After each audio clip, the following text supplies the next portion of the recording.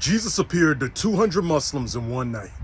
Now, a question that I get is, why is Jesus appearing to Muslims so much? Because this has been happening a lot, not just now. Well, I want to give you this curveball. I want you to listen to this, okay? It starts with Abraham. God told Abraham that he would bless his seed in the book of Genesis, okay? Now, Abraham was going to have a promised son. His promised son was Isaac. Through Isaac came Jacob. Jacob changed his name to Israel. That's where we get the nation of Israel, because the sons of Jacob, the sons of Israel, the 12 tribes, okay? So sit that one over there. Jews, they own the land. They have ownership over it according to God. Sit that over there. The video's right here, okay? Understand this. Abraham had another son named Ishmael. Now, through Ishmael came 12 princes. And it's believed by Muslims that through those 12 princes came Muhammad, who was born in 570 AD. And through Muhammad came Islam. Now, I'm going to say this right here. Muhammad, he started a terrible rumor saying that Jesus didn't die on the cross when he actually did. And he resurrected, okay? So Muhammad's not a true prophet. He's false.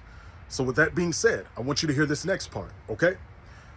When you go to Genesis, I believe Genesis chapter 16 or 17, if I remember correctly, you'll see where the angel of the Lord, when you see that, Sarah and Hagar have an issue, because Hagar was looking down on Sarah because she was pregnant with Abraham's child and Sarah wasn't. So Sarah sent her away. But while Sarah sent her away, the angel of the Lord appeared to Hagar, right?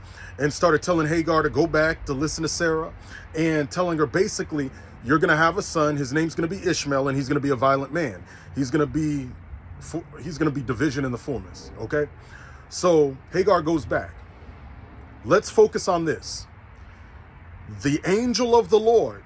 Many people don't realize this. In the Old Testament, when it's capitalized, or when the angel of the Lord starts taking on vocabulary that calls himself God, that's because that is God.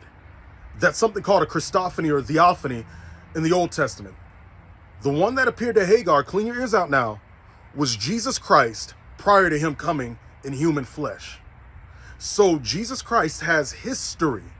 Yeshua has history with Hagar and Ishmael, okay? But then it just got a little polluted, well, a lot polluted, when Islam came about, because Islam regards Jesus only as a prophet, but not who he is in his divinity. So Jesus is like, okay, I have history with Hagar, I have history with Ishmael, I have history with Abraham. I said I was going to bless Abraham's descendants. So I know that you guys got it wrong on me. But because of this, because of the history, I'm going to appear to those of the lineage. Islam's not a race, nor an ethnicity. It's a religion. However, many convert to Islam, and Islam came through the seed of Ishmael. Okay? You understand what I'm saying? So Jesus is going back, correcting who he is. That's why one key reason he is appearing to many Muslims, to show them who he really is in divinity. That's why they're converting, and now they're worshiping him as God in the flesh. Okay? So you can expect this to take place a lot more than it is now. You can expect it to continue to rise a lot more than it is now. He's appearing to Muslims, he's appearing to Jews, and just many people all around. Preterists will say that Jesus doesn't, I mean, not preterists, but cessationists will say that Jesus doesn't appear to people anymore. Well, he is, and they're converting. Okay, so you can't really say anything about that, because people can only come to God by the Holy Spirit. So keep that in mind. Now, if you like content like this, of course, follow and subscribe for more. The deadline is under a week away. The final 3 days of this month, I am doing a detailed class on dream interpretation, understanding when God speaks through dreams, through visions, understanding when he speaks in the heavens, how to interpret his voice, and a lot more.